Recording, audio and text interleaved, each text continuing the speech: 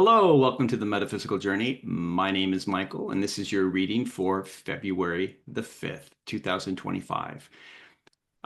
Before I begin, I want to say thank you to everyone for the beautiful birthday wishes and the emails and the messages. It really meant a lot to me. Thank you so much for being there.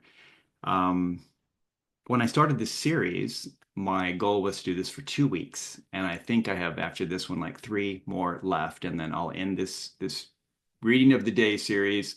It's been so gosh darn popular.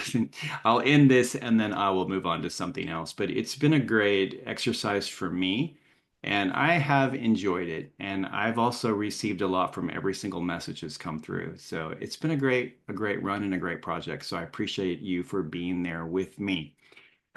For this reading, if I had to give it a label, I'm going to go ahead and give it a label. It's Find Your Tribe.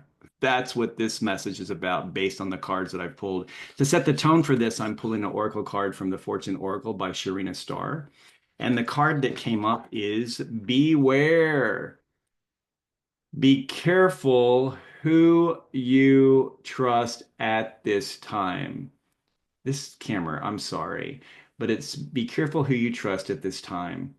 And on this, you have a lizard. It's kind of hidden in, there we go. There it is. It's kind of in the foliage and it really blends in. And that's really what you're being asked to do right now is blend in. Do not stand out, especially specifically in the areas where you are working on something. You've received some type of an inspiration for a creative idea or a way to a project, something that you can do to show and demonstrate how skilled you are in something. Maybe at work you're working toward a promotion and you've received some inspiration on how to do that. Whatever it is, you want to keep that to yourself right now because it was given to you for you to follow through on, and it's there to help you achieve what you're trying to manifest. So don't give away your dream and don't give away your inspiration to someone else through careless talking about it because you know what? They're going to take it and they're going to try to make it their own. And then you're going to feel like, really? That happens to us a lot. We get something, so we say something, and inevitably it's taken the wrong way. It's also something as well. If it's not project or work related, this could be your opinion on something. We are living in America in particular, I would say, we are living in a time of a lot of change that's taking place. And it's stressful. Change is always stressful. I believe ultimately things will work out. It will, but for right now, it's very stressful and people are concerned, they're scared. And when people get that way, they start pointing fingers, they start saying things. So be really careful about who you trust in your opinions, what you share. A lot of stuff you want to keep to yourself. But in particular on this reading, I'm really taking it that the strongest thing is about what projects you are working on, some type of inspiration you've been given. So I'm going to say that, but it can go either way. So I wanted to pull three clarifiers to kind of explain that first card, and I'm pulling from the Unveiled Tarot by Jesse Lonergan. This is a really cool deck, if I can get it up right there, because you have the tarot card, and then you have a little pop out in the front that gives kind of an alternate view of that, the two different ways you could see it, and it's pretty neat. The first card that comes out is the Five of Wands. And this can certainly show you why you want to be careful who you trust right now. Because in the background of the cards, you have the red images, and they're people, and they are truly fighting it out back there. It's like a bloodbath in a way. They're not covered in blood, it's just red ink, but it's it's crazy. A lot of competition and chaos. They're fighting with each other. It's a struggle going on, and you don't need that. And sharing things with other people that maybe you should keep to yourself could cause you to find yourself in the middle of that big old chaotic thing going on. So if you look at the pop out in the front, you have a small group of people, very small. They're getting along, they're laughing, they're happy, and that's your tribe. That is your tribe. They're the ones that you truly can trust with the things that you want to share. Um, when I was living in Mexico years ago, I remember I went to a concert with my friend Carlos, and there were hundreds of people there. And while there, four different people came, no, they weren't together, but four different people came up and started talking to me. And I knew them from school. And after the first one, Carlos was like, "Who is that?" I'm like, "Oh, that's my friend so and so." The next person, same thing. "Oh, it's my friend so and so." Third one, same thing. By the fourth one, Carlos was kind of getting suspicious. He's like, "Okay, who is that?" I'm like, "That's also my friend so and so."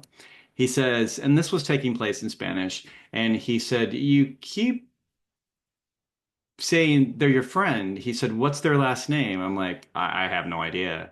He says, "Any of the others?" I'm like, "I don't know their last names." And then he asked about three more questions. "Where are they from?" "I don't know." "Where do they live in the city?" "I don't know." And so after the last one, he said, "Miguel, you are using the word amigo and it's wrong." I'm like, "Yeah, no, I'm right. They're my friends." He goes, "No, they're your conocido, which means they're your acquaintances. These are acquaintances. They're not amigos. They're conocidos. They're acquaintances." And I thought, how rude. We don't use that word with anyone. Acquaintance? I mean, that's just like barely someone I know. He says, "But no, that's what it is. Your friend is a person that you know everything about. You've been to their home, you know their families, you know all this type of stuff. And a conocido, an acquaintance, is a person that you know them when you see them and you've met them, but you rarely see them. You're not close at all because you don't even know their last names." And I thought, wow, that was a big lesson, and I've never forgotten that. In America, we are extremely casual with the word friend. We're even more casual with calling someone our best friend. And a lot of times our best friend are people we would never turn our back on. We would never trust them, but they're in front of us at the moment. So we introduce them as our best friend and we introduce other people as, "Oh, this is my good friend." And then we say, "And what was your name again?" Have you ever done that? They're truly not friends. They're not enemies by any means, but they're not in that inner circle that we have. So we have to be mindful of that. When you decide to who you're going to share things with, there's a lot of people you call friends that you would actually be better served if you just took an ad out in the paper than tell them. Because if you put an ad in the paper, at least you can control the narrative and you can get the words right because they're not going to do it. They're the ones that are going to tell you that they'll keep a secret and they don't. It's bad. And you know how that plays out. You've been through that many times. So when we look at who we trust, who we're truly going to trust, we have to narrow down the field because the people that are so-called friends are the ones that are going to be always hitting you up for money, for your time, and it's like they're always going to need something from you, a lot of them, and it's very one-sided. You can't truly always trust them. You have to be cautious of that. They're the ones that can do the most damage to you, are the ones that you call friends. And this takes place in the workplace as well sometimes, that if you are in a very competitive working environment, it's dog eat dog, and they're the ones that love red meat. So you have to be careful of that. Your tribe, however, is another category entirely. Your tribe is going to be probably a small group of people that you trust intimately. You have all of you in your little tribe, you share things with each other, the most intimate details about your life, your past, what you're going through. And you do that because you know that it's safe.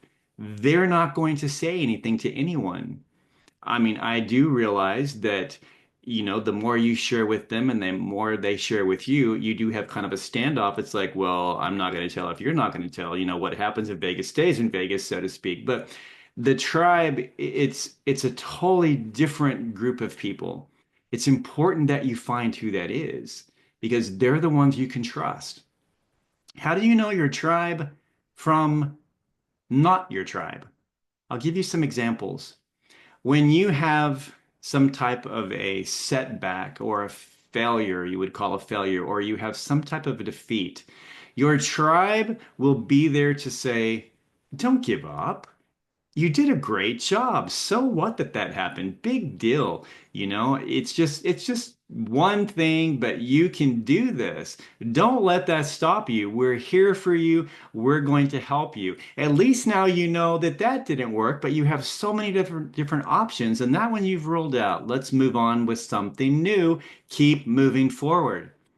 That's your tribe. Not your tribe, if you have a failure or defeat, they're going to be the ones that usually begin with, bless your heart, you poor thing. My heart just goes, many prayers are going out to you right now. Are they praying? Hell no, they're not. They don't care. They're just saying that. They're also the ones that are going to explain to you every way possible of why it didn't go right. And it's all your fault. They will explain it to you emotionally, how you emotionally messed it up, behaviorally, what you did, psychologically, what you were doing wrong. They will break it down and let you know all the different ways that you messed up. And if nothing else, they'll say, well, you know what? It's just not meant for you. Maybe you should just move on to something else entirely. It just wasn't your time. It's okay. We all fail. Don't worry about it. When you have success, something great, your tribe, they're going to be there celebrating with you. They're going to be so happy for you. They are going to compliment you and remind you of all the great steps you took to get to where you are right now at this moment of celebration. And they can describe each of the steps you took because they were with you every step of the way.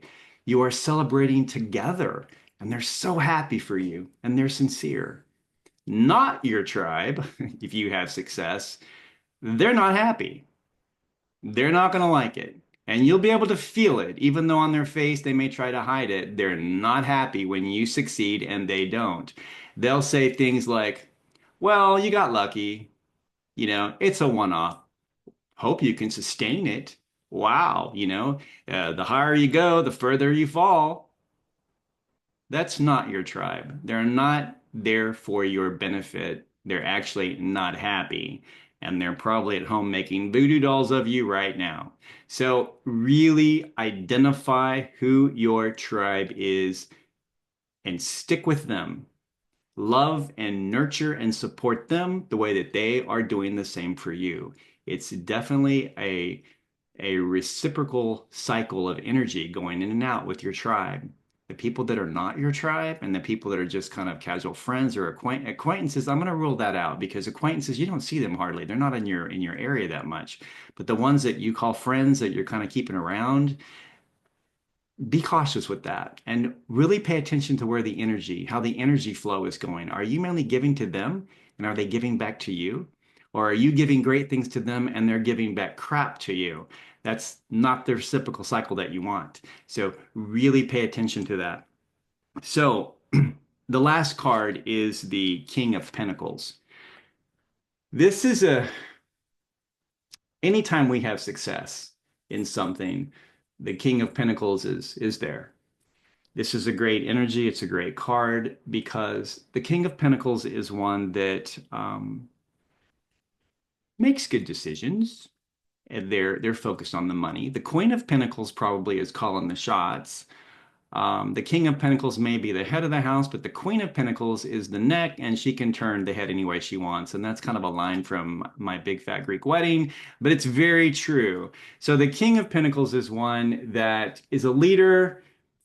He oversees things. He's very, very good in the money and the decision making for wealth and for stability and security, long-term sustainability. That's the King of Pentacles. But in this cards, you have two different things. You have on the outside, you have the leader standing in front of board members or something, and then you have the pop out.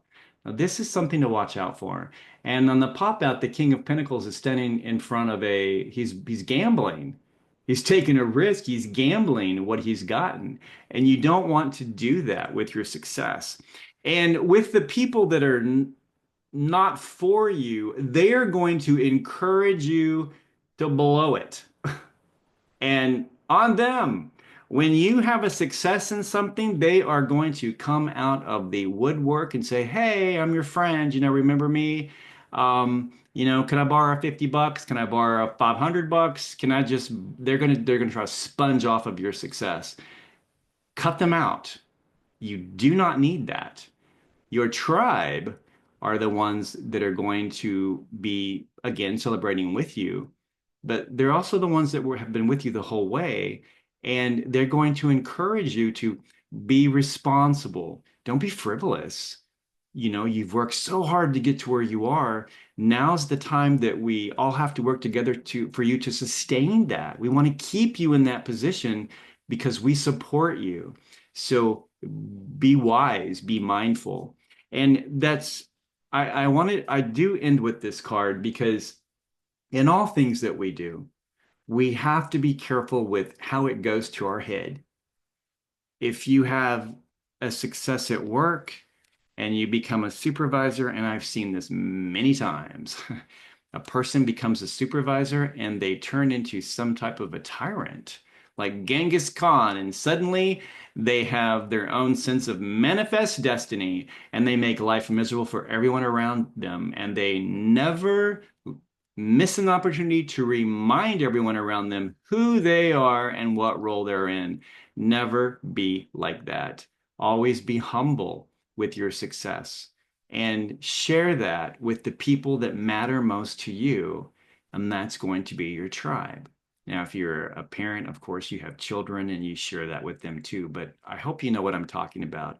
It's those really deep personal things that come from inside your heart, from the inspiration that you receive. It's like, do this, or you've been asking or trying to manifest something. And when we try to manifest something, it's not going to drop in our lap. What will happen is we'll be given an idea like, oh, try this. And we follow that, and it leads to manifesting and creating something beautiful. And when we create something beautiful, we have to be very responsible with that. Make the right decisions, celebrate with the right people, use it in the right way, and not become careless with it, or we'll end up losing it. Happens so many times. The people that win these big lotteries that have all this money, a year later, it's gone usually, and they're more in debt than they were before because they weren't equipped to deal with it. It truly did drop in their lap, and they didn't know what to do, and they learned a big lesson from it. And some people along the way, they get very responsible, or they are responsible, and they manage it appropriately. So in everything in our life, manage what we manifest properly, and also manage the people around you properly. If you have people in your life that shouldn't be there, you need to get rid of them, because as long as their energy is present around you, and if they are secretly not liking you, they're envying you, that's negative, very low vibration energy that you're picking up, and that interacts with your energy, and it actually lowers your vibration of it. It averages it out. The people that you spend around the most time around, their energy averages out with yours, and it does bring it down.